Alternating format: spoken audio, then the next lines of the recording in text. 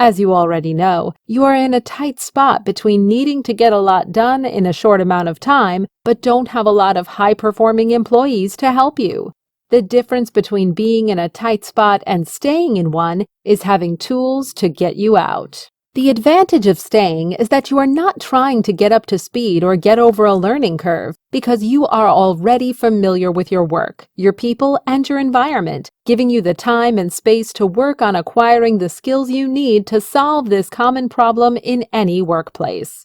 When you know how to properly care for your crops, they will be greener and better looking than everyone else's. As a result, roles with increasing responsibilities will naturally come to you, instead of you go hunting for them. But realistically speaking, the chance of you getting a team of all Group 3 employees is low. So instead of wishing for better luck, you can proactively transform your own employees. A calm sea does not make a skilled sailor. Anonymous. 2 driving forces behind any human behavior. Differences in behaviors between Group 1, Group 2, and Group 3 employees indicate employees' varying efforts to try to gratify or cope with their different unfulfilled needs. Needs are the platform. The more needs can be gratified, the more stable is the platform. Standing, juggling, or doing anything on a wobbly platform is undoubtedly hard, and no one desires that.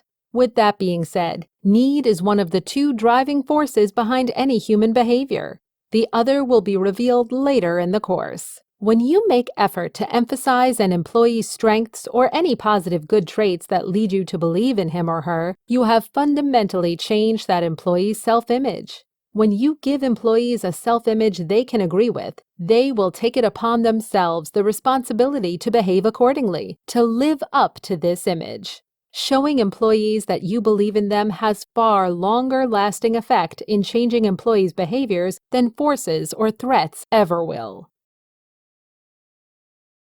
Good ideas and intentions are rarely materialized until the delivery is mastered. In other words, it is not what you say, but how you say something. In this training, you will learn how to communicate effectively to get your good ideas and intentions across in the most receptive way. For many of us, unless we have good news to share, communicating may not be among our most favorite things to do. So why do we communicate anyway? Being able to communicate sophisticatedly gives us a leg up in the animal kingdom. Communication fosters collaboration, which allows us to get more done with less effort. As humans, we take full advantage of our ability to communicate sophisticatedly to build rapport, ask for help, or persuade for a change in action. As manager, you might have to communicate to get buy-ins from your stakeholders, ask for support from your colleagues, inspire, influence, instruct your employees, give review, feedback, and evaluation. Every time you do something, no doubt you want to be on the success side, even for something as simple as throwing a pebble up and catching it. Every time you communicate, you hope to achieve a desired action from others, whether for them to think of you in good light, assist you, or invest in you. And when others communicate with you, they hope to achieve the same. So, how successful are our communications? When others communicate with you, would you take their desired actions? Because they want you to? Not really. Because it is your job? Not really. Because it is good for you? Maybe. Or because you feel understood? Absolutely. And vice versa, when you communicate with others, would they take your desired actions? Because you want them to? Because it is their jobs? Because it is good for them? Or because they feel understood? People in this world really want to accommodate their fellow humans, but they must be approached the right way. 3 secrets to getting what you want without lifting a finger. Secret number 1. Make people feel understood. Making people feel understood is the key to all successful communications. Most communications fail because very few people take the time to understand one another. How to make people feel understood? First, you have to pay attention and really listen to them. Second, you make every attempt to feel and see things from their perspectives. And third, You start out any communication with showing people your appreciation, acknowledgement, and/or acceptance towards them.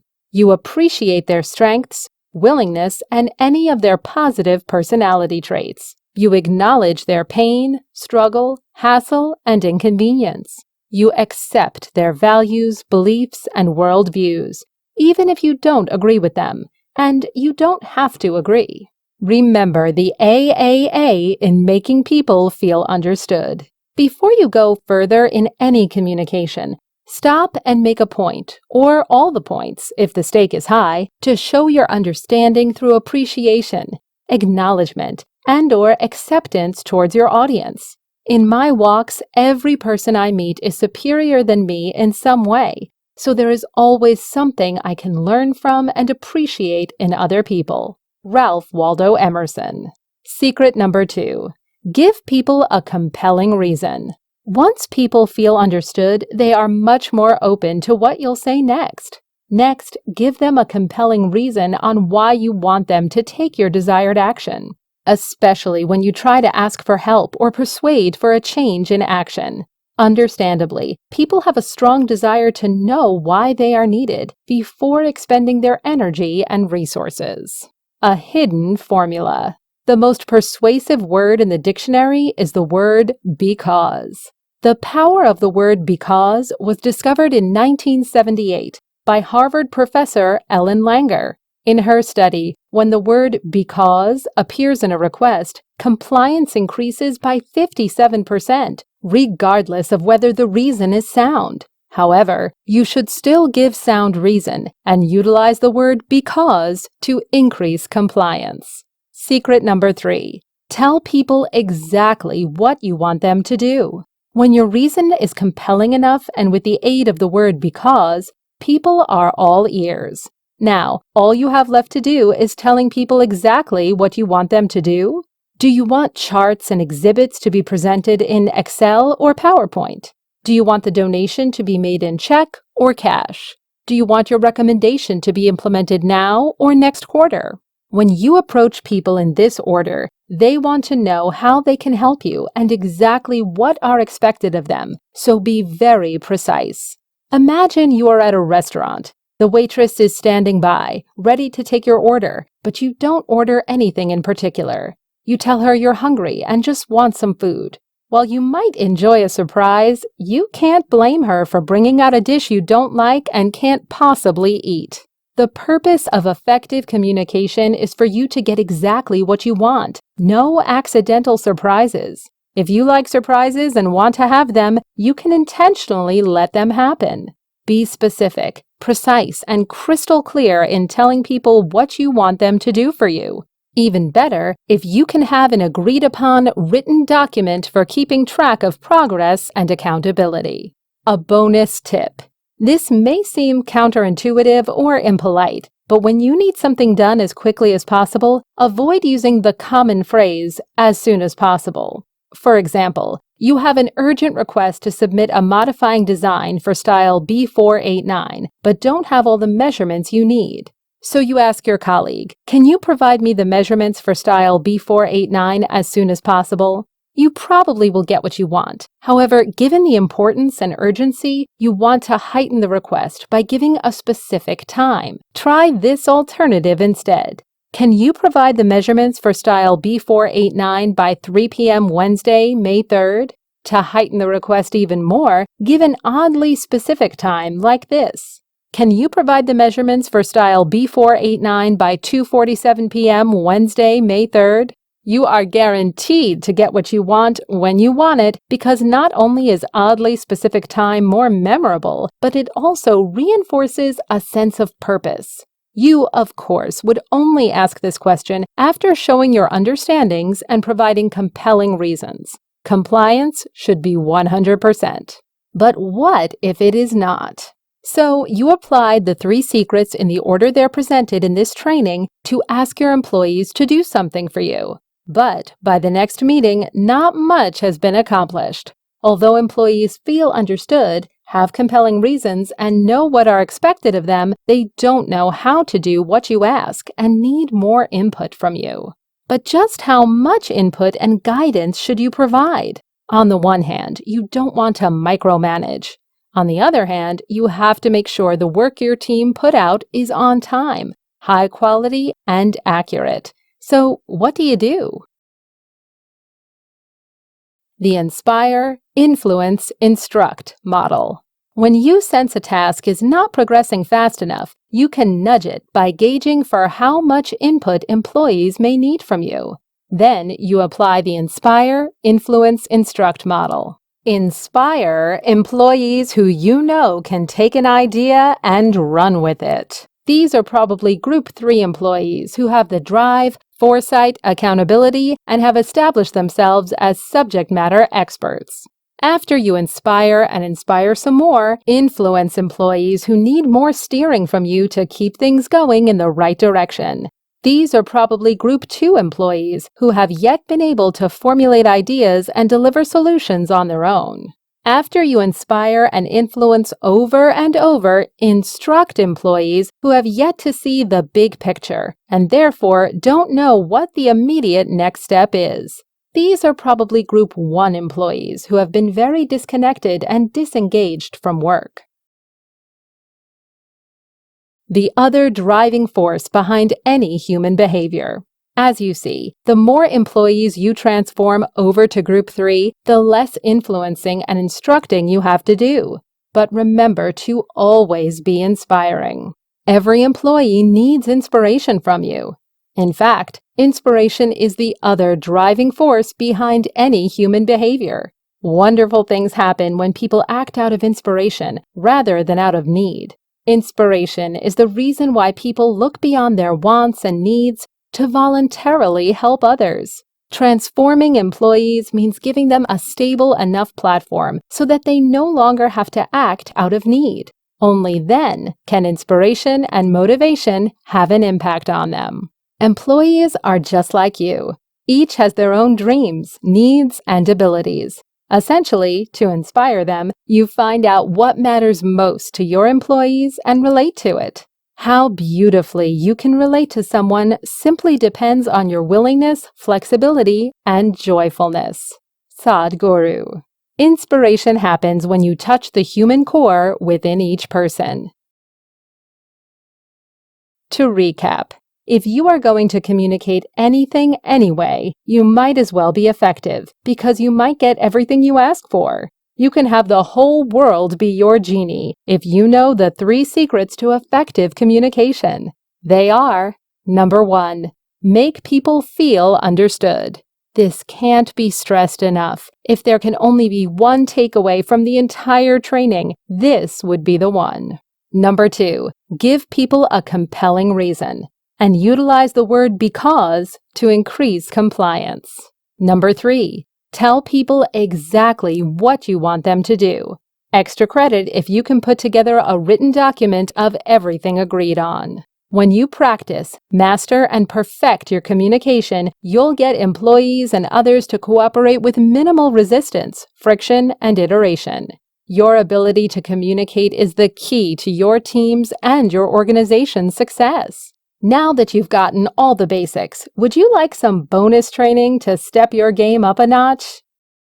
A super secret bonus training. To step your communication up a notch, you can tailor your materials to the audience's personality types. Knowing your audience's personality types helps you speak to what they value the most. Know thyself, know thy enemy. 1,000 battles, 1,000 victories. The Art of War, Sun Tzu. There are many theories out there helping to organize personality types. One way to organize them is by gemstones. The emerald. Emerald is a very powerful crystal, symbolic of wisdom and abundance. As for physical elements, it is 9 out of 10 on the scale of hardness. A person with an emerald personality is someone with a strong backbone. They strive for perfection and see the world in black and white. They operate on facts and figures. They want nothing more but to quickly get to the bottom line and get things done in a timely, orderly, and efficient fashion. How to communicate with the emeralds? Give them facts and figures with as much detail as you can. Be very concise and confident in the quality of the materials provided. Be able to articulate well and logically. Be on time and ready to move quickly. The pearl. The pearl gemstone is physically smoother around the edges compared to other gemstones, and therefore is very similar to a person with a pearl personality. Caring, nurturing, and helping others are the pearl's #1 motivation. Financial reward, competition, and fame are not important to the pearls. They long to contribute to a bigger cause and want to make a difference in the world. They value authenticity and trust. They dislike conflict and controversy. How to communicate with the pearls? Be soft-spoken, vulnerable, and authentic. Show them the result, impact, and difference their work can make. Avoid direct confrontation. The ruby. The ruby gemstone is a symbol of luck, joy, beauty, and happiness due to its bright red color. A person with a ruby-type personality is dynamic, enthusiastic, and embraces life to the fullest. Rubies are ambitious and competitive. They are motivated by challenges. They set big goals and like to lead. They usually embody an entrepreneurial spirit and have high tolerance for risk. They thrive on public recognition. Rubies are self-starters and results-oriented. They work with great speed and diligence. It will be no surprise that most of your high-performing employees are predominantly rubies. How to communicate with rubies? Involve and brainstorm with them. Present tasks or projects to them as challenges. Go out of your way to recognize their accomplishments. The sapphire. The sapphire's blue color is a symbol of harmony and generosity. Sapphire can be found in a rainbow of colors, and that's true for a person with sapphire personality. They light up a room with their bubbly personality and positive energy. They find joy and fulfillment in experiencing all life has to offer. Sapphires are bold, extreme, non-conventional, but are very easy to connect with. They are social butterflies. They see the best in everyone, enjoy human interactions, and like to have fun. How to communicate with the sapphires? Be positive, open, relaxed, and lighthearted. Help them organize and prioritize. Be generous with praises and recognitions. Embrace people's differences. When you understand people's personalities, you can strategically tailor your information, tone, and body language to fit their preference, making them feel even more understood and receptive towards you. When communicating with people possessing different personalities from yours, you should embrace the differences and avoid projecting your own personality onto them. For example, if you are an emerald communicating with a pearl, you will be met with much resistance imposing your emerald's values on a pearl personality. It is very possible that we all have a little quality of each gem in us. Perhaps we all want to quickly get to the bottom line, have a soft spot for puppies, want to achieve a lot, and also like to have fun, but probably not with the same degree or intensity. Our dominant personality helps shape the things we want and care most about. Don't let anyone know you are trained to read their personalities. Shh, keep it a secret. Encore. Although every team is different, there are some common problems almost all teams face. One of them is lack of understanding. Constructive feedback given without first showing understanding toward the receiver is non-constructive feedback. Last-minute urgent request made under pressure does not excuse for lack of showing and understanding. It's worth repeating that people in this world really want to accommodate their fellow humans, but they must be approached properly.